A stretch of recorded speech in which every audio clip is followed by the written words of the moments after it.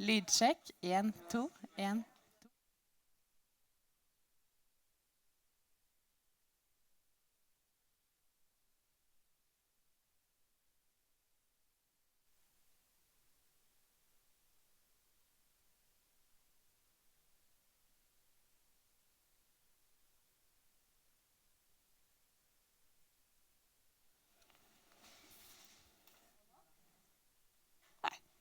Jo, der var den på. Veldig bra. God morgen alle sammen, og velkommen til Agendamorgen. Så skal jeg huske å si med en gang at hvis dere har synspunkter, meninger underveis om det som skjer på scenen, og for så vidt andre ting også, så er det bare å twitre i vei, og da kan dere bruke hashtag Agendamorgen. Dette er jo vårt første Agendamorgenmøte etter valgkampen. Valg, hvis man er politisk nerd, så er jo valg for så vidt veldig spennende og veldig gøy, men så er det litt fælt også. Og særlig det siste halve året så er det nesten umulig å få noe vettu ut av politikerne.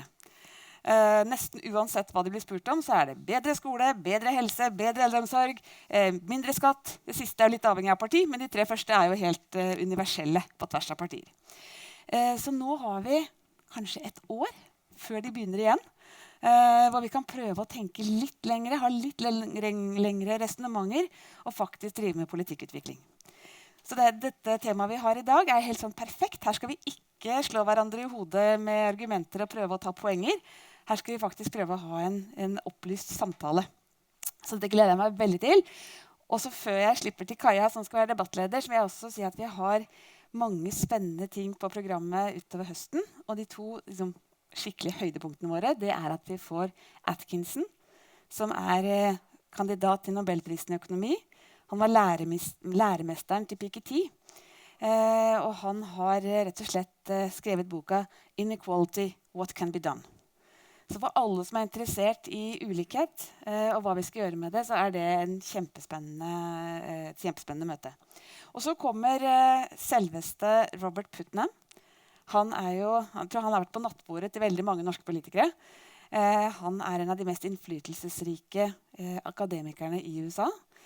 Og han har skrevet boka «Our Kids» om ulikhet blant barn i USA.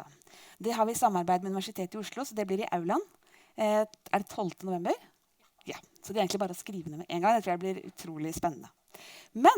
Så det er mye å glede seg til, men jeg har gledet meg veldig til dagens møte. Og uten å si noe mer skal jeg gi ordet til Kaja, som er møteleder i dag. Vær så god, Kaja. Tusen takk. Thank you. Good morning. I am terribly excited about today's arrangements.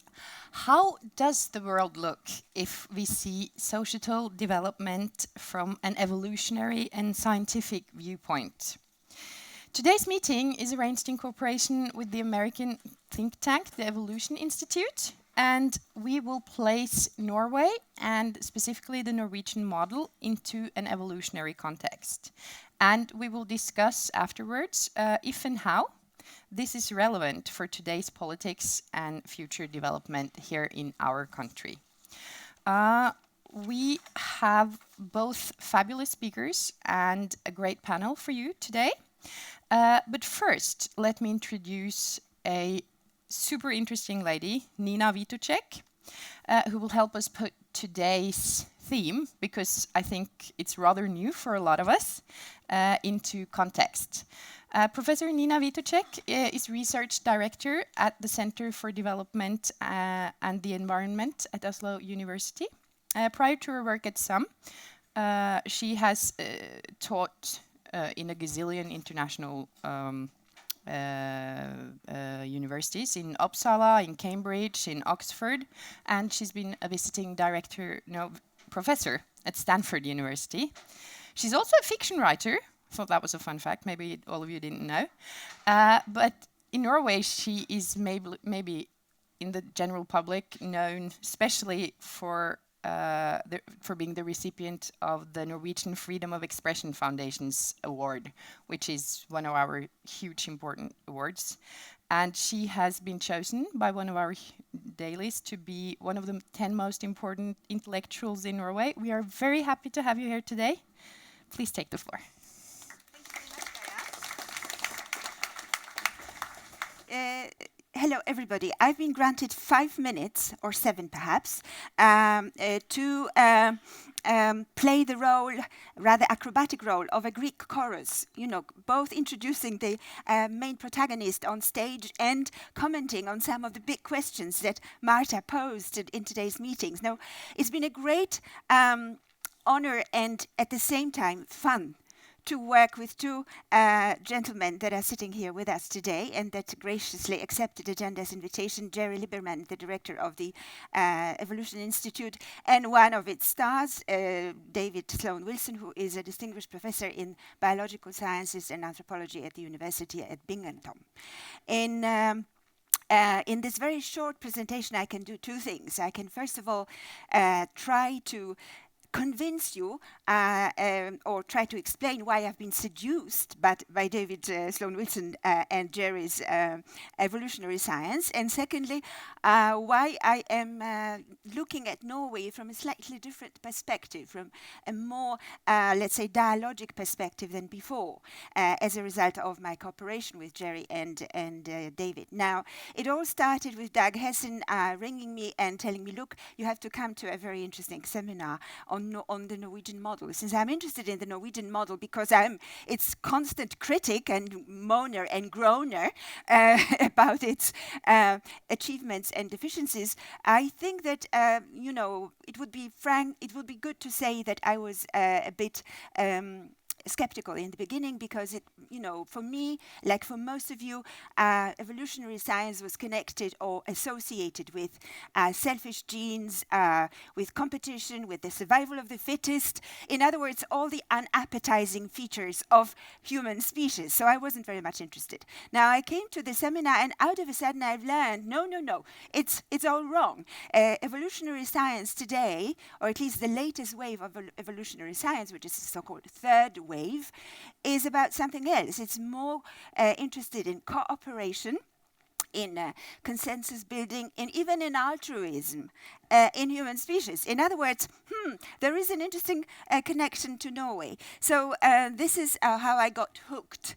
Now, what happened? As a result of this interesting project, which we started about a year ago, which is called The Quest for a Fair Society, with Norway as one of the case studies, I realized actually that Norway is a fair society which has achieved as much as it's achieved, also not because of the cultural, economic, or political forces, institutions, and triggers, but also because of a certain evolutionary logic in its development. Now, what was this logic? In a very interesting article written by both Doug and David Sloan Wilson, the authors argue that Norway has been successful as a small group because it has projected the values and control mechanisms of a small village into a national village. In other words, those values, the what I call dugnad democracy, the cooperative democracy that Norway is very strong on, these values, with very strong control mechanisms, mind you, codified by the gentle janteloven, which we know so well, Norway projected these mechanisms into a national village, and they sort of work. So what's happened recently? What's happened recently is that this cooperative democracy, which was let's say the main agenda, not just the agenda of the agenda, but the agenda of the national village, had been so strong that the turbo capitalism had to adopt itself to its rhythm and logic. Now it's all changed today.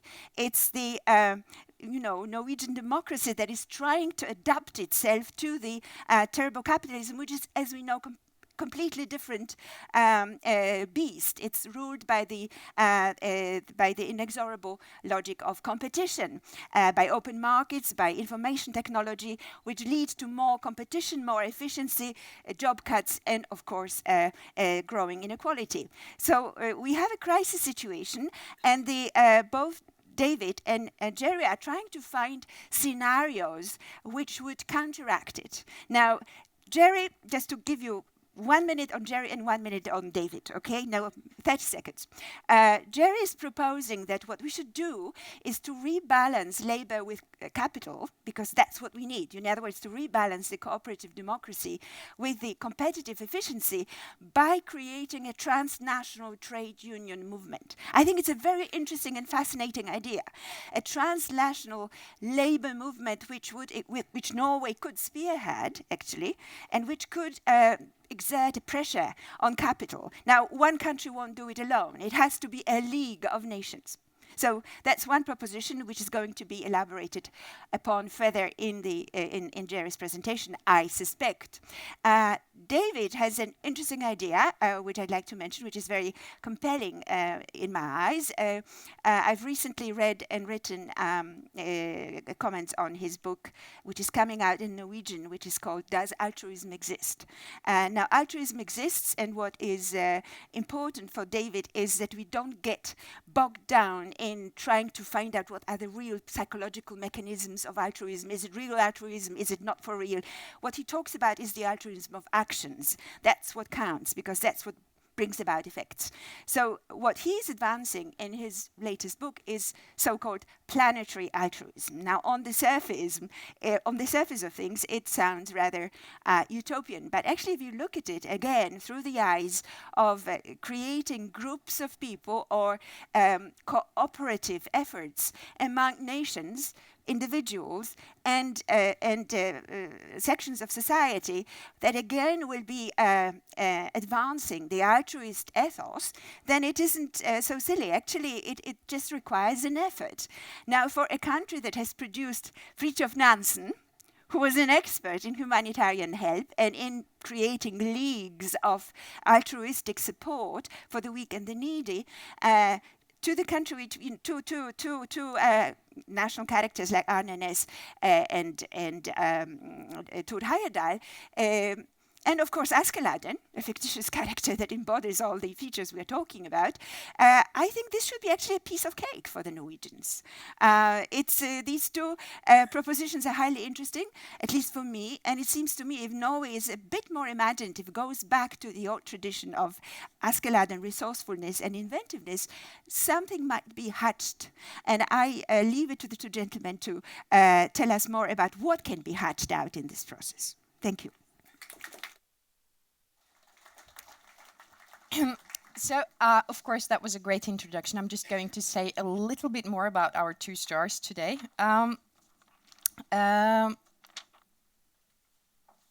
David Wilson is a widely recognized professor, and he is a professor at the State University of New York in Binghamton, and he has contributed intellectually in so many different ways and in many different places. What I wanted to mention before you took the stage was that he is actually extremely known for one phrase, and that fascinated me. It is, selfishness beats altruism within groups. Altruistic groups beat selfish groups. Everything else is commentary. I thought that was brilliant. I'm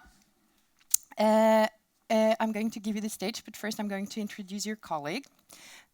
Jerry Lieberman is your co-founder of Evolution Institute and also a bit of a star.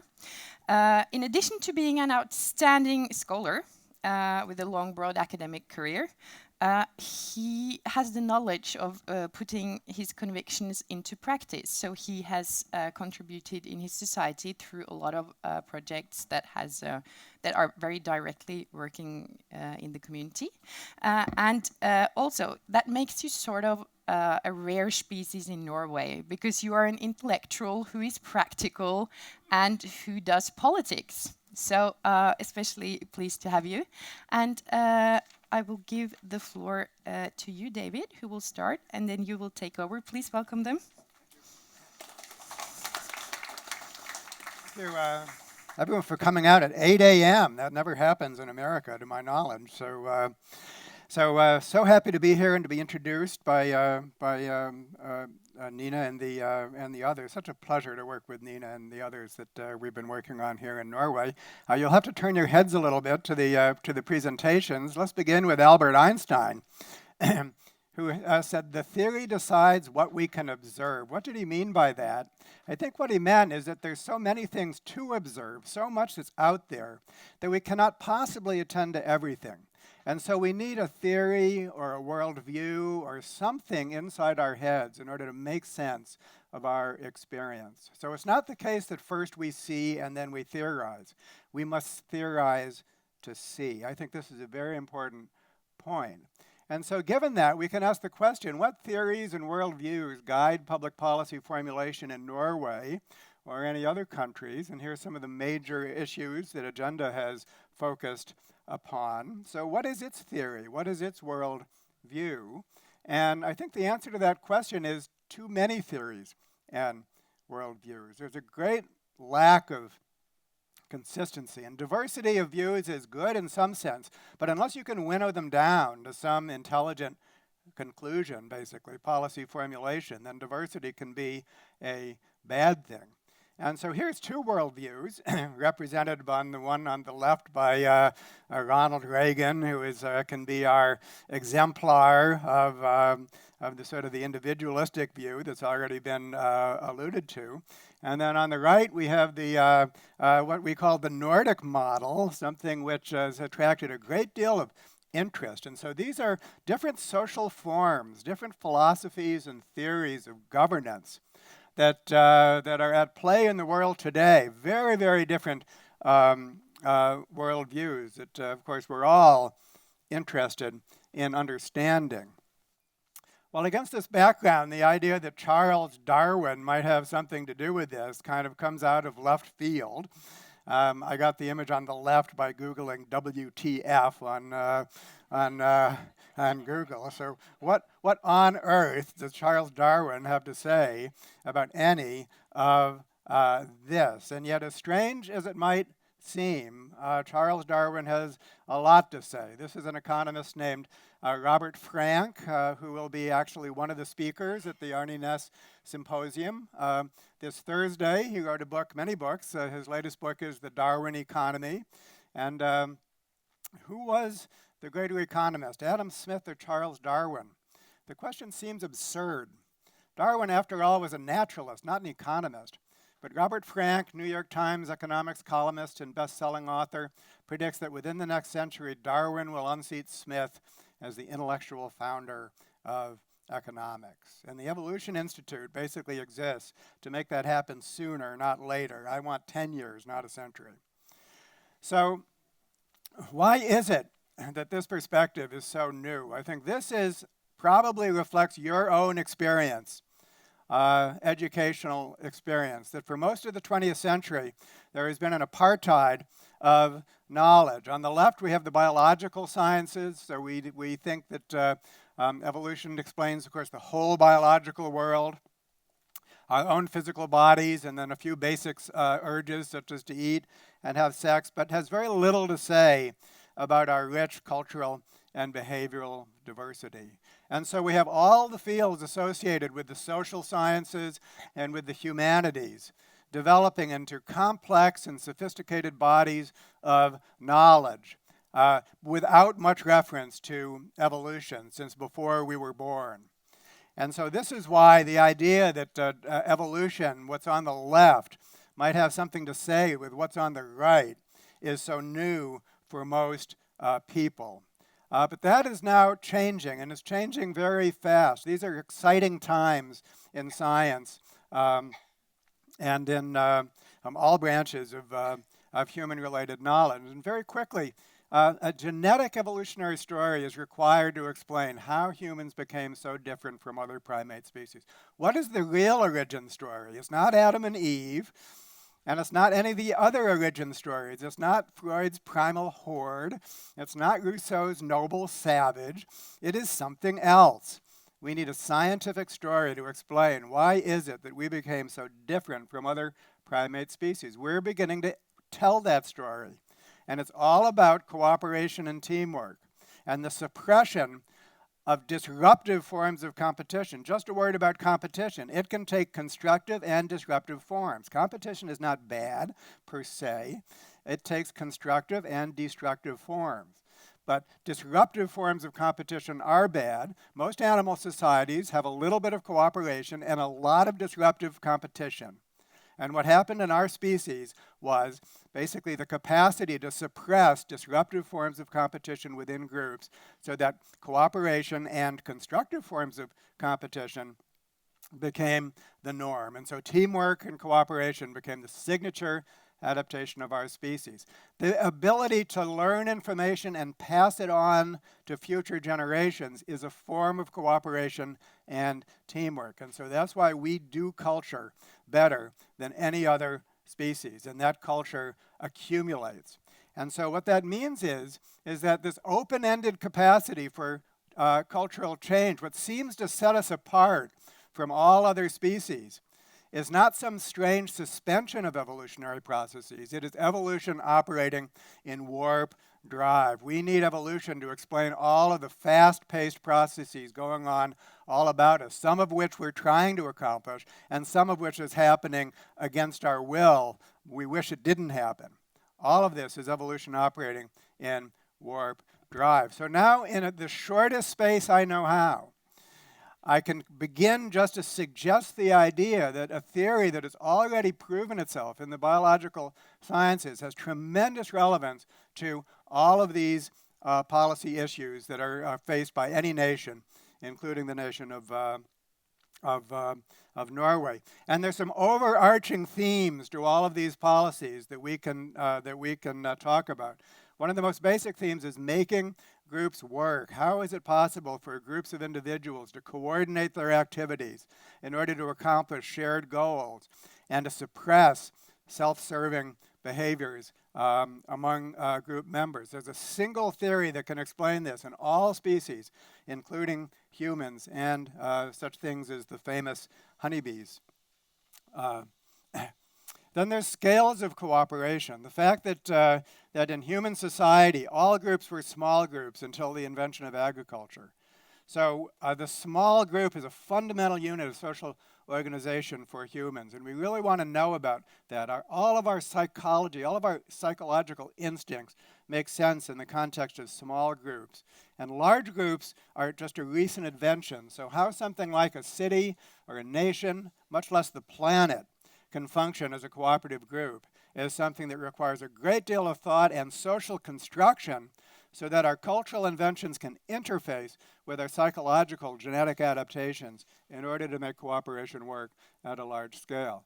Then there's the concept of adapting to change. You cannot read the newspaper, or you cannot spend a single day without thinking about how can we adapt to changing environments at three scales. First of all, ourselves, what we often call personal development. How can we function better as individuals? And then groups. I've already said that being in a group is one of the most important ingredients in the first place for self-care, that we thrive as individuals when we're in the right kind of group. And then also, in order to accomplish earth care, we can do that as groups better than we can as individuals. So the idea that of an individual in a large society is not nearly as viable as individuals in small groups in large society. And so we definitely need evolution in order to adapt to change at all three of these scales.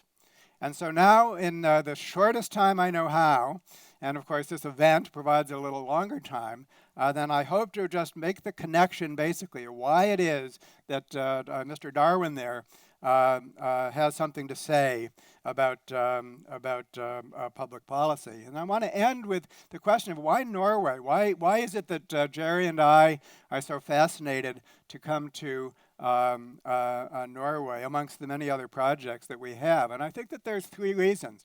One is, as we've already seen, it is a case study of cultural evolution leading to an exceptionally high quality of life. I mean, many people know this now. That's why the Nordic model is of such great interest. But we think a modern evolutionary perspective can help explain why. And of course, Nina's introduction, I think, affirms that. Number two, the future quality of life in Norway is by no means secure because things are happening so fast, much of which seems beyond our control. So we can't be complacent or sanguine about about the high quality of life in Norway. We have to understand it well enough so that we can protect ourselves against its threats. And then number 3 for me is in some ways the most exciting. I think that Norway, for a number of reasons, can be among the first nations that just becomes literate about this, where everyone begins talking about it in the same way that Nina and Dag and others are beginning to. So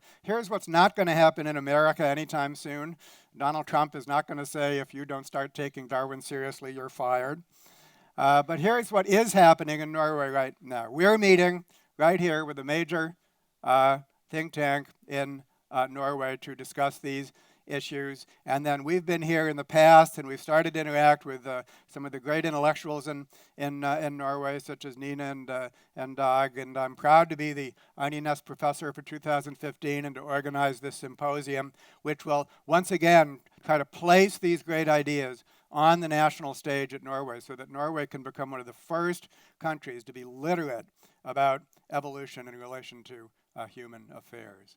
And so with that, I'm going to pass the baton to my friend and colleague, Jerry Lieberman, who can talk about the Norway model from an evolutionary perspective in more detail.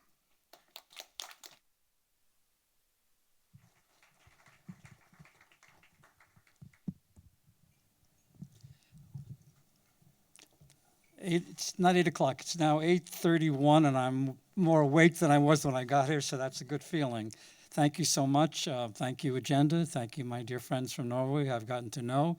And thank you for letting me spend 7 times in this country since the 1960s and see it be a place, a model for the world.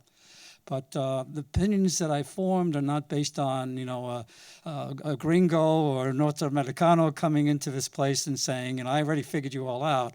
I've spent considerable amount of time preparing myself and us for learning about this culture from Norwegians and talking to people in different political parties, youth groups, not only labor unions, but organizations in civic arena.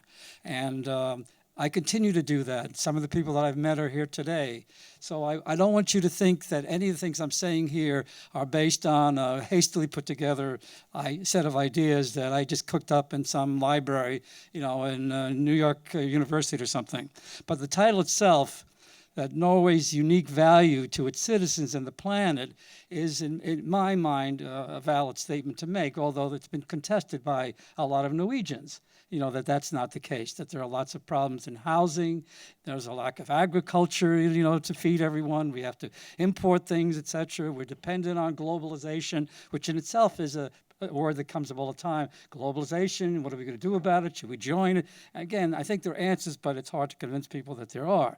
How this value can be compromised and how it can be enhanced is what I'm going to talk about. If I can get this thing to work. It is not working. Okay. There we go. It's when I push the other way. Okay, got it. It may not be important for me to be doing this. David talked about the theory of evolution, and I'm, relating this to the Norway. What makes Norway special? And the first word up there might not hit you as, bingo, that's it. But I'm an international humanist. And by that I mean that I don't look at things from a national perspective. So that could be a bad thing. I'm not patriotic to one country, although I'm in the United States. If I get drafted, I have to go and fight in Iraq and kill innocent people, plus get shot at and killed myself. That perspective of humanism might obliterate this sort of mentality. But I discovered a few years ago that you've created this incredible mechanism that when you're 16 years old, you're considered like a regular grown-up human being, and even though you may have been born a Lutheran, you can, go and say, I want to become a Pentecostal or a Catholic or a humanist, and and you sign this card, and the money goes to the humanist organization. Now, again, as an international humanist, to me, that's like finding Mecca. This is like the Holy Land, because it respects not only people of faith, but it says that people of faith are capable of being tolerant and really seeing the value of nurturing not just a political party and a campaign, but also nurturing the fact that a humanist is an individual who has a certain kind of a sacred values also, which do not conflict with religion. So this is a very unique feature. There are more humanists in Norway than the United States, Canada, and the rest of the world put together. There are more people on staff in the humanist organization than in the whole world. Sweden, no. Denmark, no. So again, it's unique. There's also the fact that from all metric standpoint, and I'm not just talking about the United Nations index, I'm talking about almost every single index that one uses, both from a happiness standpoint or from a standpoint of how families are treated, where's a nice place to raise children, to be a woman. Norway ranks 1, 2, or 3. So overall, again, objectively, it has a very high metrics. And then you have this cute little piggy bank called the Sovereign Fund, which you will again have concocted, which in essence is something which makes you all instant millionaires if they would distribute the money today. I'm not suggesting that's the best use of that money, but I am suggesting that the sovereign fund represents an effort to hold on to your own resources instead of giving them away to Donald Trump or to Carnegie or someone like that. That is a very beautiful, brilliant, humanistic. The Pope would commend you for that. The Dalai Lama would commend you for that. Martin Luther King would commend. In fact, that's what the Pope's been talking about in New York recently. He's been saying some of the same things. Engagement with but independent of the European. You twice voted not to join the European Union. And you decided that because you had some, reservations about being sucked into a kind of a global economy where austerity would take the place of meeting human needs and kindness and compassion and empathy, and that this might be an organization that had certain tendencies because it was part of what was going on in the United States, part of what's going on in London and elsewhere. You also have decided in the past that people who work in farms can, work with labor union people. When some of your ancestors moved to Minnesota, they did the same thing. They created the Farm Labor Party, and that became the most leftist state, and leftist meaning to me the most humanistic state in the country, not the most leftist. I think of humanism rather than left-right. And at the same time, you have respect for nature. We're talking about evolution. You do not go out to the mountains and just, burn up the forest and destroy things. You turn water into a resource. You take oil and you save some of the proceeds for the future.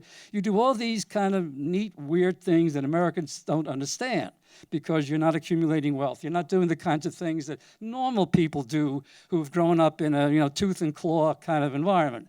And you also have this word that I think Nina used, dugnaag. Dugnaag and this other word, likvad. I'm not pronouncing it. That's a Brooklyn boy trying to speak Norwegian. It's a complete disaster. But the basic concept here is you've internalized human responsibility, you've internalized human dignity, and all this relates to the building of a welfare state. You have created a way of forming a government where you could make decisions when you make up your mind. You don't have all kinds of roadblocks, and you don't have all this kind of Mickey Mouse stuff about protecting the rights of the minority and filibustering and things of this nature. In essence, you've created a modern democracy, probably the most advanced democracy from a theoretical and practical standpoint in the whole world today. And I tie these things together because in the 18th century, US of A was thinking about the political theory, the concepts of the time.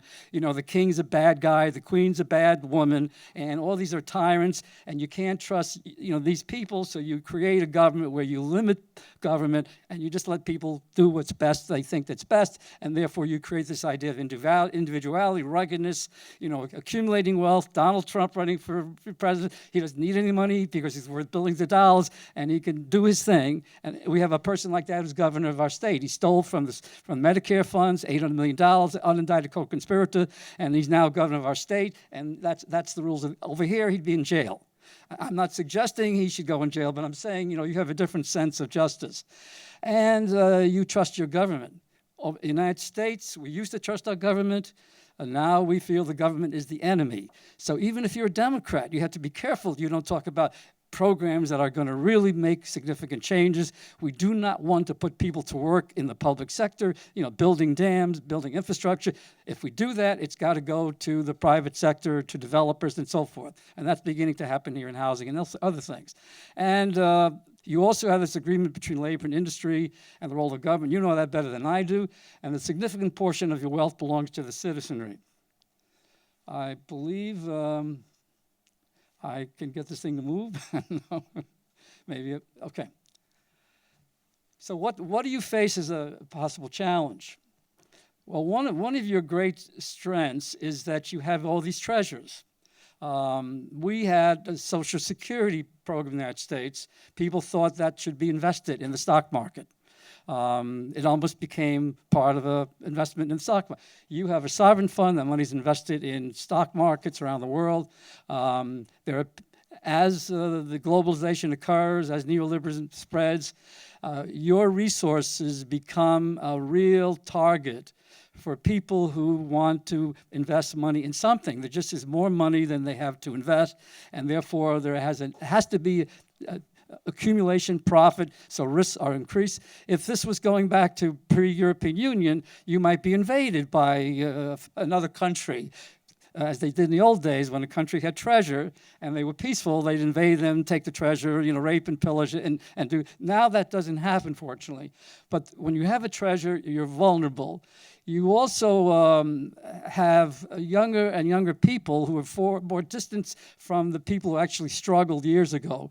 And gave their lives to this wonderful country. So a lot of the people today say, I struggled to create this country, but you didn't struggle, somebody else struggled. So in essence, you can talk about it from a verbalization, but you don't know what it is to do that and hold on to it. You know what it is to receive it. It's like children who grow up in a home where they've been given things and they don't understand it, so they feel their parents are really not smart enough, and they want to go to college and advance and make more money and things like that. There is also a tendency here as higher education, which is a good thing, becomes more and more specialized. People begin to think, well, I've worked so hard, I've gone to college, I've gotten my doctorate, I understand that everybody should make a minimum wage, but I should be making more money. I should be entitled to more money. This is what's happened in medicine. People go to medical school, they do their internship, they do their residency, they become business people. Pretty soon they make enough money, they go into other businesses. Next thing you know, they're in the franchise. Next thing you know, they're in the insurance business. Pretty soon they become some of the richest people in the country, just like car dealers. The car dealers in the United States are, some of them wealthy, buy more. Business, health don't make sense. Here, health is still public. It's still considered a right. And that will be changing as people feel more and more that they've earned the right to more money. And we've heard this from some of the unions in this country, not all, where they've said, our workers are white-collar workers. They have at least 3 years of college. Why shouldn't they be making, more than the other people? Well, again, this is all part of the idea of not Dugnaag. This is the idea of free markets and globalizations. It sounds good, but where does it lead to? And also, where's research going? So a lot of research money can be used to create the kind of solutions to problems, or can be used to do very esoteric type of things. So there may be a kind of a disconnect between what's going on in research and what really needs to be studied in areas where there are unmet needs, even now in this country, in housing, in agriculture, and elsewhere. So that's a kind of thing that, in essence, is a pattern, but a pattern that has to be scrutinized. And then there have been 2 studies already, one by the Storing and one by the FAFU, and both of these reveal, certain tendencies. And since I first started coming here, there was a kind of, what are you kidding us? Norway will never become like the United States, to now I'm really frightened. I spoke to someone in Parliament yesterday, and this person was saying, I'm scared. And I spoke to someone in a large labor union. This person was saying, I'm pessimistic. And 5 years ago, they were saying, I'm crazy. To me, you're a crazy American. You don't know what you're talking about. So I didn't make them change their minds. I guess they're beginning to sense that something's going on. And here we go. So what's happening here is a gap is occurring between those people who are organized and those people who are unorganized. It could be immigrants, it could be people who are part-time workers, it could be the whole question of how do you integrate people into the society, or what are real incentives. And then there are a host of these issues. David cited some of them. I think you all know about disparities. You all know about there are diverse cultures in Europe. You know about what's going on in Greece. You know what's going on in some of these other places in Hungary. And you also might have expressed your vote that way in the recent local elections because you feel that maybe things are being done in a dugna kind way. But again, these are problems that could become disastrous, or there may be solutions. All right, what to do about these sort of things? I've heard it said that when you raise taxes or lower taxes a little bit on the rich, you're not jeopardizing the system. It's kind of tweaking. David and I heard that in one of the think tanks, and then we started talking about evolution. And you take a body and you pull out the kidney, and maybe you could put something in there temporarily, or you just fool around with an eardrum, just a little tweaking. Maybe you could fix it, but you don't know what the outcome of that is. So if you're talking about making incremental changes, you need to be clear, how does that affect quality of life? Again, going back to quality of life is crucial. If you're talking about how Norway can become a force of knowledge for the world, how you can inform the world of your achievements rather than be reacting to what's coming to you, then that means you have to do a better job of presenting the case. As your former prime minister said when he went to International Economics Conference, he said, we ought to be telling the story of Norway. We ought to be telling the story of the Nordic model. Well, that story's not being told because people, except for Bernie Sanders, who's running now as a Democrat, and he's saying, you need to take a look at this. And Bill Clinton, when he was here recently, knowing that no Americans are watching it, he said, why can't we be like the Norwegians? That's what Bill, not Hillary, but Bill. And again, I'm going back to this idea of if research is being done, then research should be looking at what do human beings need, what's a healthy society, and how can we mobilize to achieve that. That's what we should be looking at. Now, not how we can develop technology to create, more kinds of jobs that will put more people in positions where they don't know what their work leads to and who benefits and who does not benefit, but, jobs related to people having things to do that are interesting and exciting. All these things are very, very good things to be thinking about. But right now, we have this dilemma, which I'm suggesting, Nina, you're right, I am working on transnational unions, so don't be disappointed in me. That's only one part of it. I'm also looking at this problem that I think could be overcome. The welfare state may be obsolete in a global society, and it may need to be transitioned into something that's not based upon pensions and Social Security and entitlements, but based upon a broader definition of human rights, based on human needs. And there's a lot of good research on what human needs are. So measuring, society on the basis of how it meets the needs of people, how children grow up to be healthy, how we help others in other countries to be more successful, that's an exciting kind of work, but it's not being done in the academy, as far as I know, by anyone. And it's something that needs to be done as a kind of collective effort. Now, I'm not expressing necessarily the opinions of the Evolution Institute. I'm expressing opinions here that I think are opinions from an evolutionary perspective in terms of survival of the species. And, I'm sorry.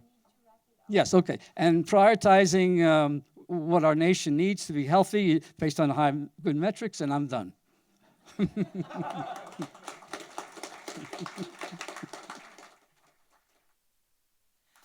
Thank you so much. If you can please come up and take your seats. In addition to Nina and David and Jerry, we have other participants in the panel. Bård Vegar Solhjell is a deputy leader of the Socialist Left Party and a member of parliament. And he is a former minister of both education and environment. And also with us today, we have Nils August Andresen, who is the editor-in-chief of the liberal conservative magazine Minerva. So please take your seat there. Thank you. Thank you so much. You have to leave very soon. Okay. Okay, then I will start with you. So, in what ways, what David and Jerry just presented, in what ways can we use this in the Norwegian debate, in the Norwegian politics, do you think, as a researcher? I think that we can, first of all, create a better dialogue between the sciences, because we know we've had an apartheid for a very long time, which goes back to C.P. Snow's famous description of the growing separation of two cultures, one which was the natural sciences and the other one which was about the humanities and the social sciences. And it seems to me that David is extremely promiscuous as an intellectual. He is actually trying to bridge the gap, the famous gap of two cultures, and forcing the various disciplines to come together and really try to find solutions to our current problems. In other words, what intellectuals need to do, I think that would be the first use of your approach, is to actually get together into a super think tank. Maybe Agenda could be a trigger here, or a spiritus movens, and start talking together across the disciplines, because we haven't been talking together. We are very square-headed, and it seems to me that from the meetings at the Academy we've had already with David, there's a lot of resistance to this interdisciplinary dialogue. Yes, we preach interdisciplinarity, but we really don't know, we don't have a clue what it's about and how to do it properly. So it's only a prayer among the academics, but it's not the, the proof of the pudding is in the washing. There's no washing here. So that is one thing that we could do. And the second thing is actually trying to bring the academy university closer to the social practice and try to use evolutionary insights. So for example, what is the condition of success of groups? Should they be small? Should they be big? Should they be, should they have polycentric governments, or should they be more centralized? Should they be, should we go for decentralized solutions? How should we handle the refugee crisis? As I see it through the evolutionary perspective, we should actually match the small groups of refugees with the small groups that greet them here, rather than the big state apparatus, because that accounts for collisions and tensions and creates an extremely bad relationship between these two groups. There are thousands of things that we could take into account while trying to use the evolutionary perspective, which refreshes our view of social crisis and solutions to them. That's only a teaser. That's what I have time for. I'm sorry. Thank you. Thank you so much, Nina. Yeah. Bård Vegar, you have done politics in practice. Do you think this is a useful set of thoughts to apply to Norwegian politics? Yes and no. And if Please I may elaborate a little bit, yes. Yes, because what I like most about these interventions, and I've actually met Lieberman and Wilson before briefly, is that in politics, we tend to apply different academic kinds of academic thinking and mix them together, and there's a huge tendency that some of the thinking dominate. Like, macroeconomics, obviously, political science, comparative politics, and so on, law, but behavioral sciences, psychology, behavioral economics, evolutionary biology are usually undervalued, in my view.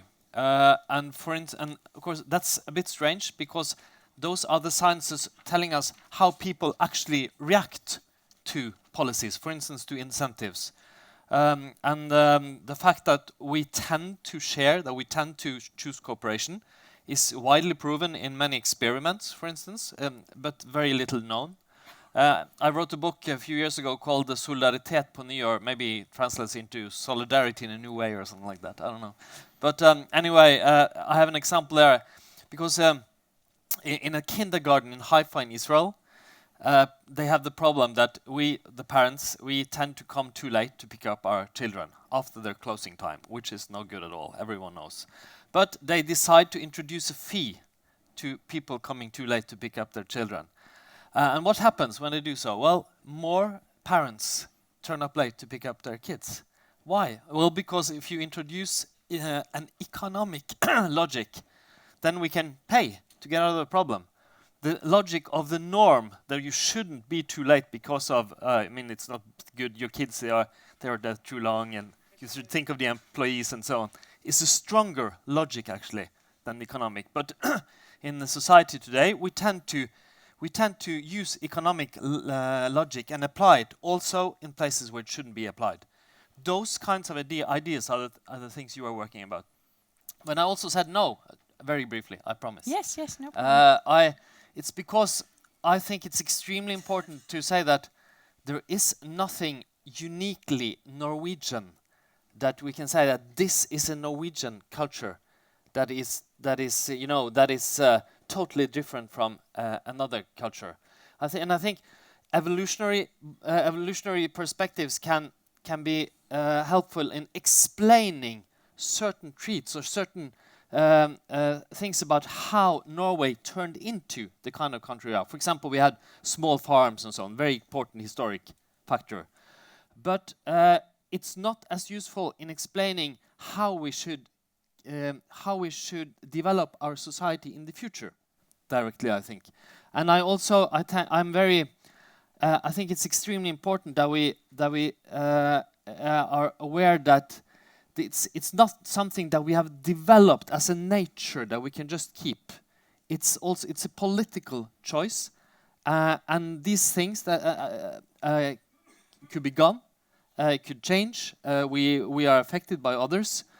So in that way, I think that evolutionary perspectives are extremely useful, but also have their limits. They must be combined with other perspectives. David, do you care to comment?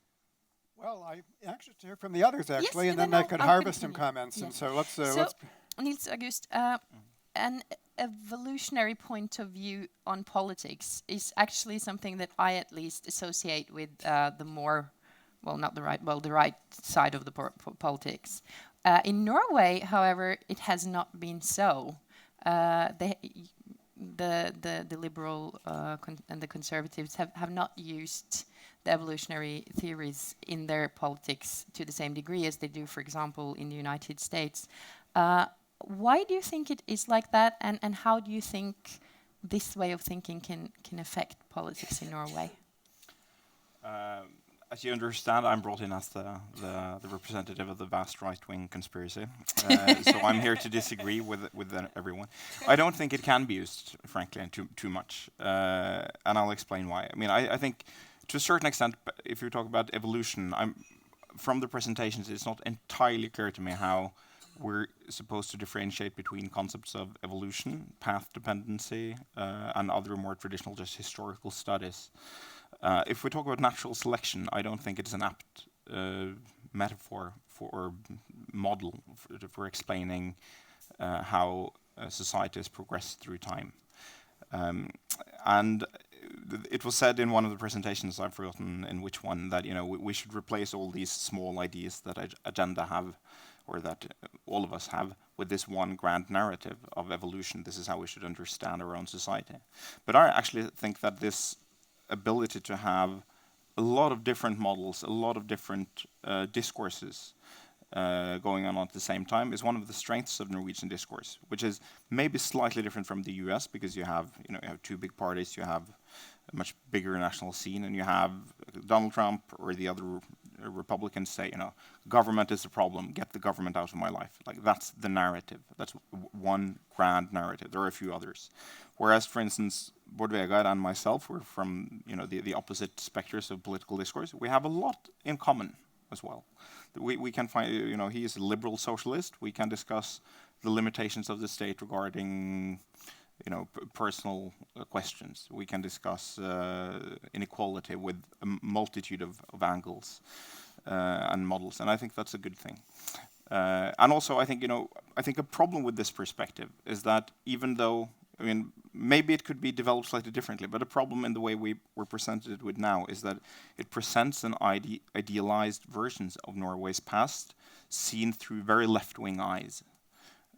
It seems like they have talked to a lot of left-wing Norwegian academics explaining how did this model come about, and they disregard a lot of other factors that historians would say, this was important, Reformation was important, literacy, the church was important, these things were important, and they look for the social democratic or more left-wing policy solutions or societal institutions as an explanation of how it developed. And then they see, the EU. We voted no to the EU. That was a good, that's a good thing. That's a good sign. But it's also like it's partly not true because we're part of the EEC. So for all practical purposes, we're part of the economic institutions. And on the other hand, it's also a lack of solidarity with other Europeans. It's not like Norway was in the front line of showing solidarity with Greece from our outside position. So I think it's partly a left-wing conception of the past, which is partly wrong, and so a view to the future which doesn't really take into account the challenges that Norway face. And we didn't talk too much about oil, which is sort of what makes Norway unique. If you should say only one thing, it is probably oil, and it's 25% of GDP, and it should have been mentioned. Thank you. Martha? No, I have like 10,000 things I want to comment on Nils August. But yeah. Yeah, please, but you get to comment, please, or yeah. No, we come with yeah. question first. What do you think of Nils August? He's saying that the view is too left wing to be relevant. What's your view? In a way, I agree with Nils August in that because you're from the US, which has a very different political scene, and I think that most parties in Norway the policies would be regarded as democratic in a way in the US. So if we were meeting Donald Trump in a debate, I think we would have more in common than we would have with Donald Trump. So I think that is a sort of important part of it. I have to comment on your last comment that the oil has made the difference. Because if you go to all other countries with great oil fortunes, they're not good societies. Well, true. But if you look at there's so the Hollandsyke.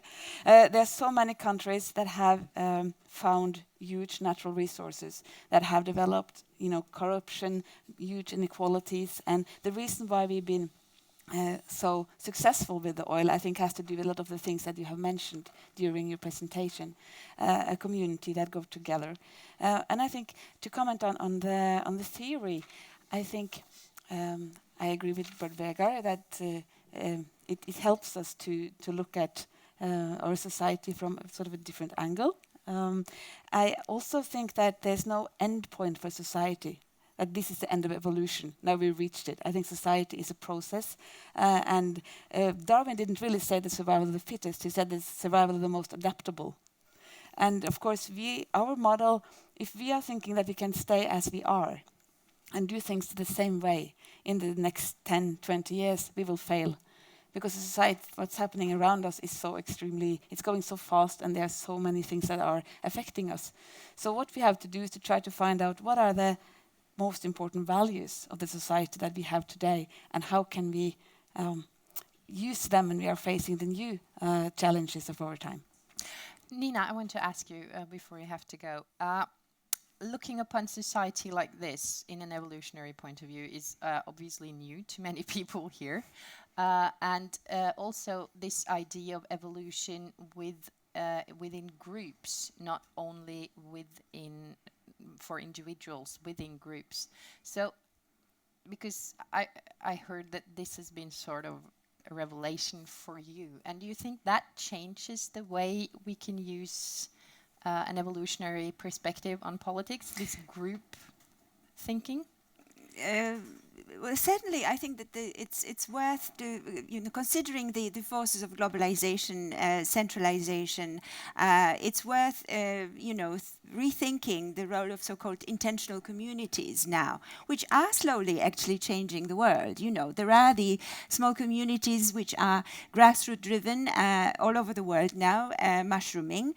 They have operate with their own ethos, with their own value system, are trying to counteract the big forces out there. And it seems to me that there is an interesting inspiration here in evolutionary theory why we should go for these small groups, or what kind of constellation formation of small groups should be there. And I want to modify Niels August's perception of the left-wing profile here. It is slightly pinkish, I would say, on the part of our friend Jerry. But it seems to me that first of all, the two of them read Francis Seierstadt, History of Social Democracy. So it is not just left-wing, right? So that is one thing.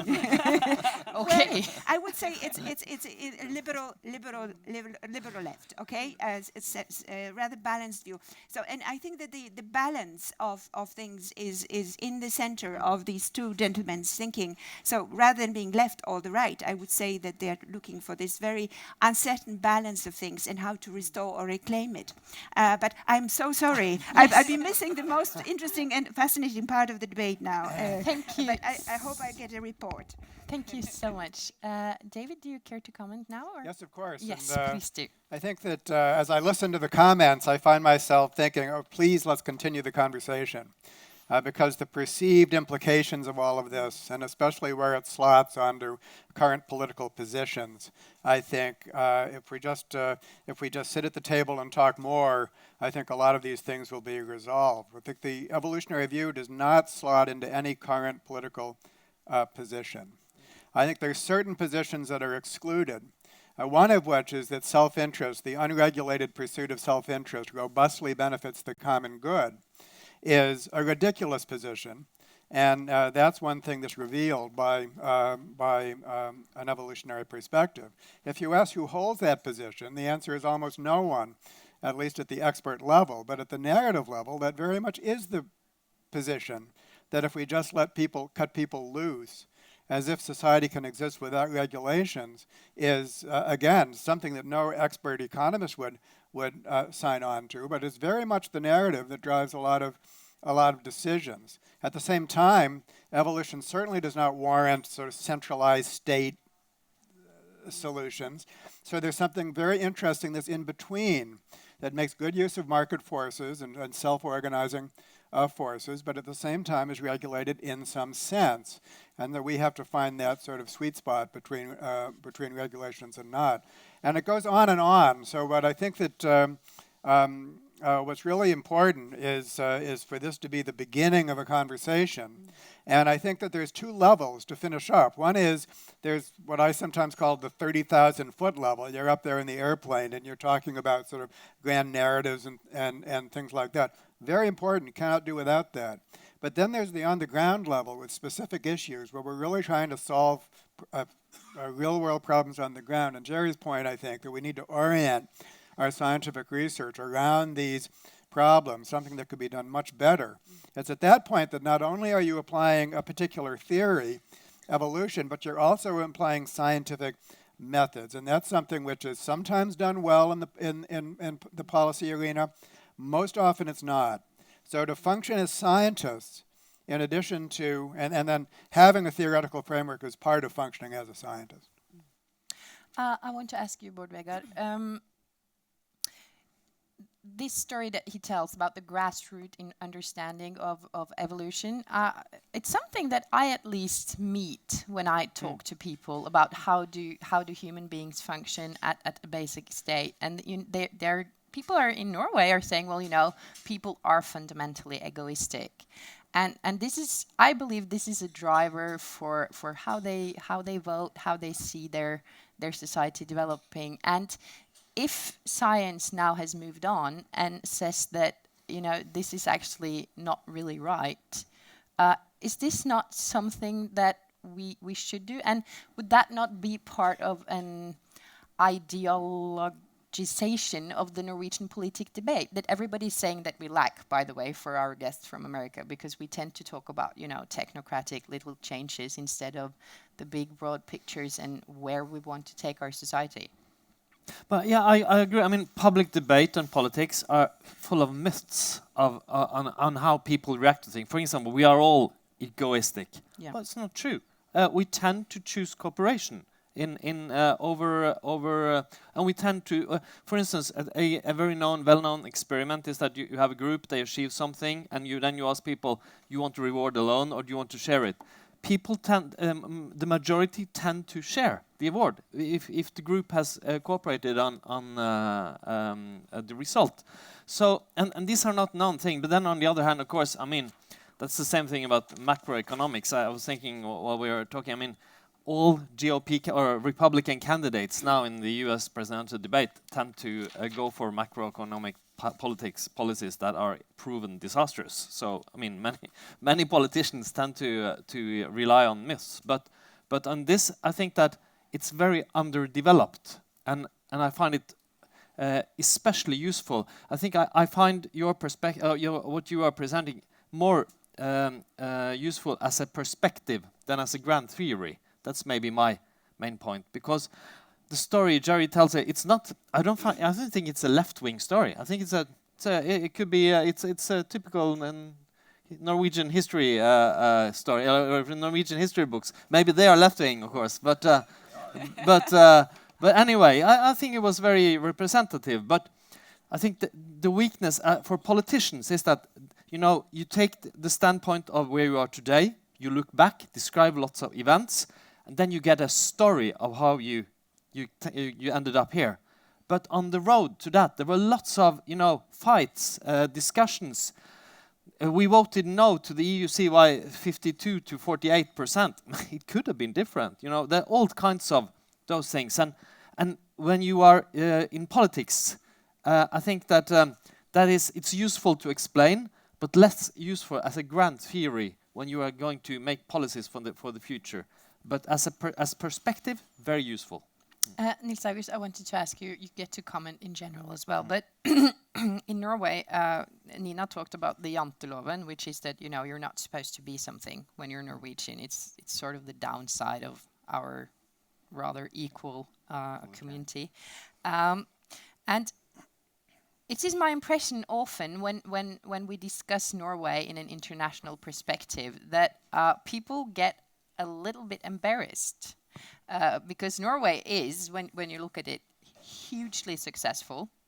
Of course, the Norwegian debate is very rarely about that success. It's usually about all the things going wrong, which is a natural and a good way to approach our society's problems. But I'm wondering, you represent the right side of politics here today. Are you too shy about taking credit for Norway's successes because they are often credited to a movement and a development that you don't feel that you own? I don't think so. No, I mean, I do think that the Labour Party thinks so, for sure. But no, I don't think so at all. I think the janteloven, I think it's partly a good thing. People on the right don't like the janteloven. I tend to like it. I do think that Norway is a success, but I also think part of it is sort of incidental. Of course, I agree. I mean, it's not like we have a good society. We had a good society in place when we discovered oil. We have good, liberal democratic institutions and we have functioning. Great women. We have great women. We have a functioning political system. They work a lot. We have a lot of things that are good, but the reason why we're so unique in the sense, like, why are we different from Denmark, Holland, Sweden, Germany even? I mean, that is more attributable to oil than to just us being fantastic. But I'm not shy to take credit. I mean, I don't think I deserve credit for anything, really. But but I do think that, it's true that a lot of Norwegian history books in school are slightly left-wing, so you get the impression that Norway was the poorest country in the world in 1945, and then the Labour Party came, and suddenly we became rich, and that's of course not true. And I do think most people in Høyre and Venstre, the liberal and the conservative parties, do look at history and see this mixed economy that we have built over the last 170 years or so. As a shared heritage, so I think that's a good heritage. But I just wanted to comment on one other thing, maybe as a question to David, because I was a little bit harsher in my first comment. I'll now be the more good cup, bad cup, or bad cup, good cup. So because the first question you asked was about the evolutionary perspective on the right side of economics or of the political scale. And I'm not sure how prominent that really is in the US, but Edmund Burke, the founder of conservatism, if you will, has this view of the organic society, which has an evolutionary component, but it doesn't look like that necessarily. It doesn't it doesn't lead to Norway. It doesn't lead anywhere in particular. It's more a small, looking at societies consisting of small groups, small institutions that develop with their own logic, and so that's like the one perspective that I can bring to this and sort of look for an evolutionary perspective. The other side is, as an historian, we have worked a lot with path dependency, but that's also different from evolution in the sense that it's not natural selection. It's more random things happen and have consequences. And how do you distinguish your perspective from those two? And one final part there is ideology is sort of an external factor, or politics in a sense even. I mean, there are endogenous things there, but it's an external factor to this evolutionary perspective. So if you could just comment on that, maybe we could move closer to a common understanding. I want to make sure I'm within our time. What's our time for?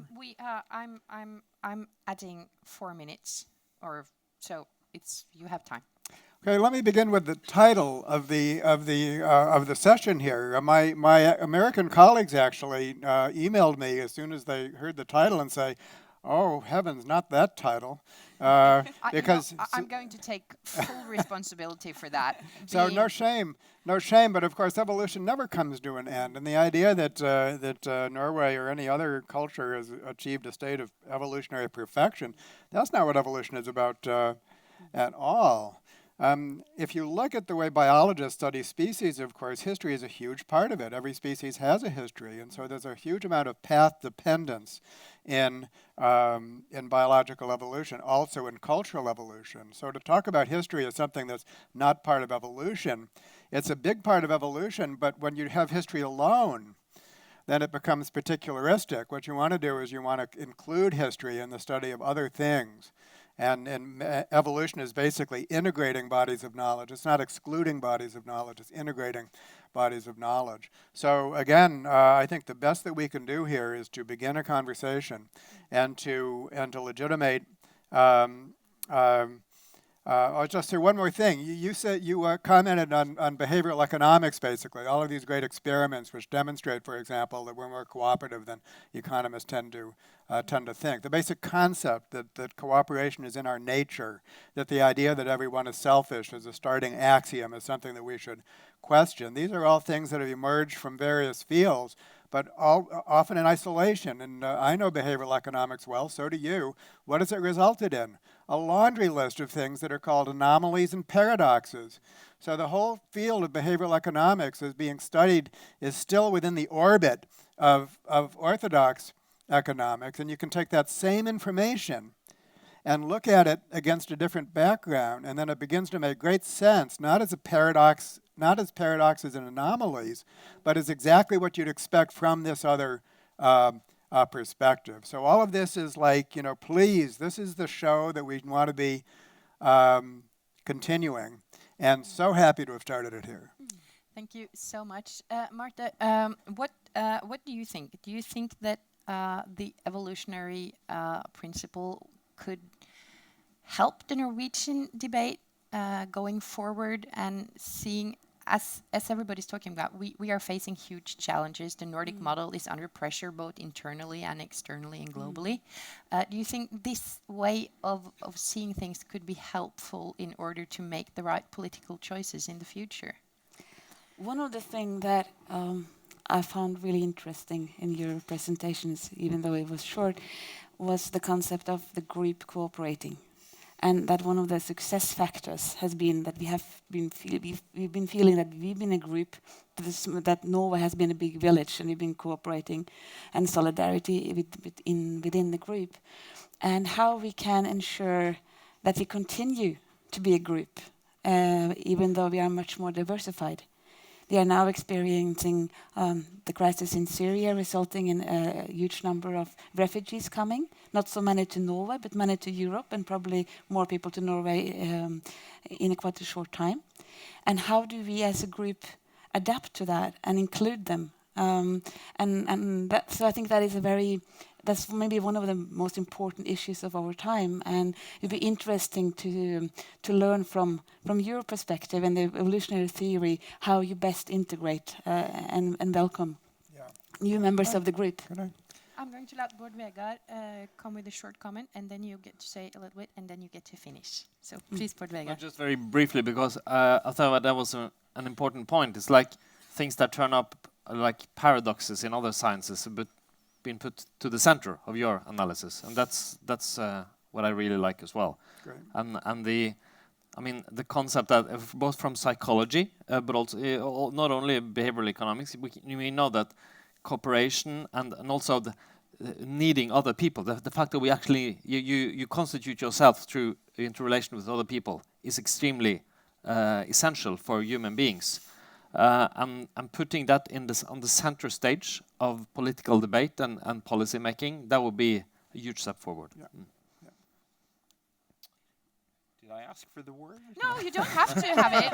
I think I don't have any you immediate don't have any comments. additional comments at the moment. David, Well, I please. think that this most recent conversation is a good example of what's general and what's particular about Norway and this theory. Can there be a general theory of cooperation, basically? I think the answer is yes. It's a grand theory. What could be grander than a theory that can explain things as diverse as bees and primate groups and the full diversity of human societies? So knowing that theory, then we can see what the outcome is in cultures around the world, and we can say that Norway has arrived at a particular outcome. And there's a degree of uniqueness to that outcome. Always there's relationships. I mean, there's a historical relationship between Norway and other countries that gives them a resemblance. And so we have both a unique aspect, because every product of evolution is a unique product of history that also reflects a selection. But then we have a theory that explains the diversity, basically. And what is really business as usual for a biologist. A lot of what I do, trained as a biologist, is I take business as usual for a biologist, and then I say we can explain and study cultural diversity in the same way that we study biological diversity. Boy, do we want to do that. And so that's my final word. Thank you so much. I would absolutely adore to sum this debate up, but unfortunately I have given that job to Dag Hessen. Please welcome. He is, of course, a biology professor. He is very well known with David and Jerry's work, and he's also a member of Tankesmien Agenda's academic council. Is that what we call it in English? Yes. So please, if you will sum us up in a couple of minutes, that would be great. Yeah, probably 1 minute will do, and what I can contribute is to sum up in Norwegian, I think, because some of the concepts here might be unfamiliar with some of you. Okay. Så jeg tror, sånn som jeg kan summere opp dette, så det 4 sentrale spørsmål som kan reises av dette, og det mest sentrale selvfølgelig hva menneskets natur, og som det var sagt her innledningsvis av Nina, og som vi har hørt fulgt opp her, så den opprinnelige tanken, og det går tilbake til sosialdarwinismen, at menneskets egentlige natur, den egoistisk, grisk, aggressiv, sånn at kulturen må komme som et lakklag over dette, og gjerne selvfølgelig med religiøse og andre kulturelle pisker og gulrøtter. Mens sannheten at mennesket evaluert som et sosialt individ, sånn at empati, sympati, til og med moral, fullkomment normale trekk hos mennesker. Og dette en ganske viktig erkjennelse, fordi vi har en tendens til å tenke at sånn som vi fra naturens side, sånn kan vi legitimere at vi også oppfører oss. Ikke sant? Den naturalistiske feilslutning, som det ofte kalles. Og det det sosialdarwinismen i sin tid bygde på, som var en teori for den sterkestes rett, spisse albuer, og som i og for seg Nietzsche, selv om han ikke var noen Darwin-tilhenger, bygger på, og Ayn Rand bygger på en måte den motsatte siden av argumentasjonen. Hvis vi ser på oss selv som sosiale og kooperative fra naturens side, så blir det en historie om oss selv som veldig viktig for selvforståelsen, og som også legger til grunn for mer sosiale og samarbeidende løsninger. Så det tror jeg på en måte den essensielle biten her, og det for så vidt også tilknytningen til Darwin, som man kanskje ikke skal dra for langt her, men nettopp dette at det ikke seleksjon for spisse albuer først og fremst, men for samarbeid. Det var faktisk Darwin ganske eksplisitt på. Det det ene og det viktigste punktet. Det andre som kanskje ikke har vært så mye berørt her, det jo dette at vel, en gruppe karakterisert ved indre samhold, tillit, gjensidighet. Dette forutsetter, mener mange av oss, en viss grad av likhet. Så et sentralt spørsmål her også selvfølgelig alle for tillit, uansett politisk tilhørighet. Alle ser dette som et sentralt gode ved Norge, men hva skal til for å skape denne tilliten og det indre samholdet? Jo, antagelig en viss grad av likhet. Spørsmålet går altså på hvor stor likhet, og hvordan skal vi oppnå denne likheten. Så altså, høyre-venstre-skillet her går jo ikke på om man tilhenger av tillit eller ikke. Alle ser det som det sosiale limet og noe av det beste ved Norge, og som leder frem til den berømte dugnadsånden. Men den under press og kan forvitre i den økende ulikheten vi ser også i Norge, og som for øvrig Åmås og andre har forbilledlig påpekt. Og som noe av Jerrys poeng her også, at vi skal ikke ta disse sidene ved det norske velferdssamfunnet for gitt, for det under sterkt press. Så det et aspekt til, og det at solidaritet innen en gruppe, det har en tendens til å gi en front utad. Ikke sant? Vi kjenner dette i Norge som uttrykket «Skitt i Norge, leve Toten», eller da kanskje noe av det som Norges problem, «Skitt i verden, leve Norge». Så det mulig at Norge representerer landsbymodellen på sitt beste på nasjonalt nivå, men vi risikerer også en front utad. Så jeg tror det vel en av de områdene vi ikke behøver å være så veldig stolt av oss selv på, at vi kanskje oss selv nok, og det en av utfordringene ved dette. Så jeg tror dette leder frem til to sentrale debatter og utfordringer når vi først har tatt erkjennelsen innover oss, at mennesket først og fremst et sosialt og samarbeidende individ. Det på nasjonalt nivå. Hvordan skal vi bevare disse gode sidene ved Norge, eventuelt da eksportere noen av disse ideene, og hvordan skal vi klare å sørge for at Norge ikke blir en nasjon som seg selv nok, hvor dette fungerer godt på nasjonalt nivå, men hvor det forvitrer når vi kommer utover landegrensene. Ellers veldig hjertelig takk til Agenda som har tatt opp denne diskusjonen, og dette jo bare, sånn som jeg ser det, starten på et lengre samarbeid, og så tusen takk til de som stilte opp her.